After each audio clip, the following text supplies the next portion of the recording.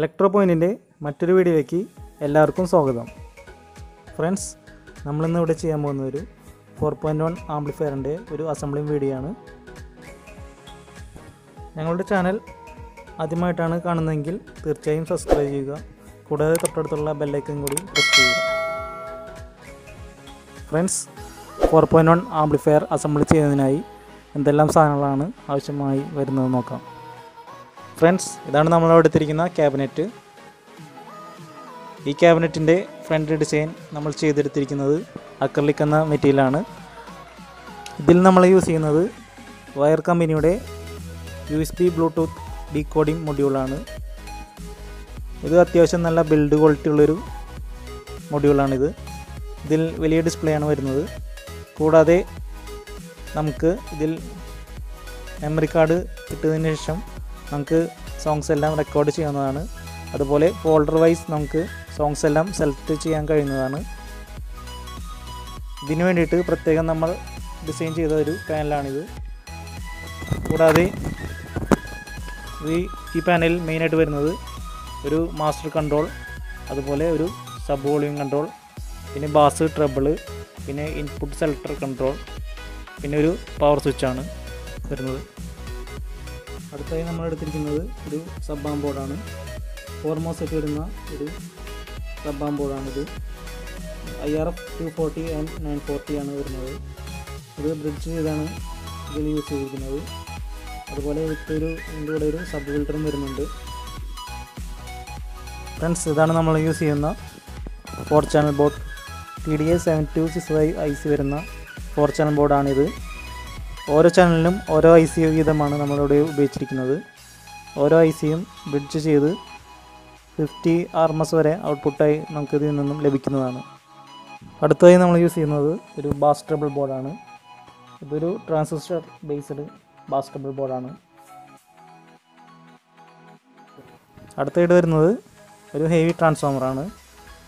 27027 ഒരു 6 ആംപിയറിലും അതുപോലെ 12012 ഒരു 6 ആംപിയറിലും അഡീഷണലായി 120 ടാപ്പിങ്ങും നമ്മൾ ചെയ്തെടുത്തിട്ടുണ്ട്. അടുത്തതായി നമ്മൾ ചെയ്തെടുത്ത ബ്രിഡ്ജ് റെക്ടിഫയർ ബോർഡുകളാണിത്. പിന്നെ ഇതിനാവശ്യമായി വരുന്ന ഒരു ഹെവി പവർ കോഡാണിത്. പിന്നെ വേണ്ടി വരുന്നത് 2 കൂളിംഗ് ഫാനുകളാണ്. ക്യാബിനറ്റിൻ്റെ ബാക്ക് വശം നോക്കുകയാണെങ്കിൽ നമ്മളിവിടെ ഒരു RCA സോക്കറ്റും അതുപോലെ സബ് ഔട്ടായിട്ട് ഒരു RCA സോക്കറ്റും അതുപോലെ സ്പീക്കർ കണക്ടറും കൊടുത്തിട്ടുണ്ട്. ഫ്രണ്ട്സ്, അപ്പോൾ നമുക്ക് ഇതിൻ്റെ വർക്ക് സ്റ്റാർട്ട് ചെയ്യാം.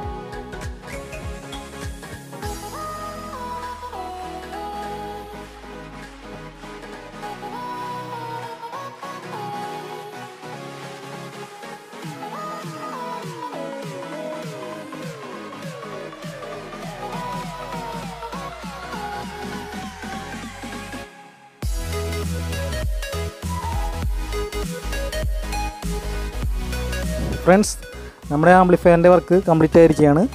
അടുത്തായി നമുക്ക് ഇതിൻ്റെ വർക്കിംഗ് നോക്കാം.